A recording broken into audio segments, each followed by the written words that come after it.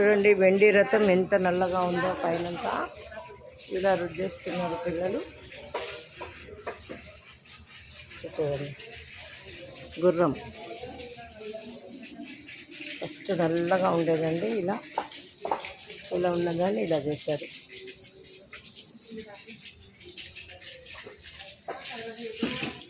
రాఘవేంద్ర స్వాముల వారి సేవ. రేపు ఫస్ట్ డే ఆరాధన అండి. ఇలా అన్ని వాకిల దగ్గర అన్ని పూల బంతులతో రెడీ చేసాము. రాఘవేంద్ర స్వాముల వారి ఉత్సవం వస్తుంది కాబట్టి ఇక్కడంతా పెయింటింగ్తో ముగ్గులు వేసుకున్నామండి. ఎవ్రీ ఇయర్ సేవ ఇది. ఇలా అంతా డెకరేషన్ చేశారండి. అందరికీ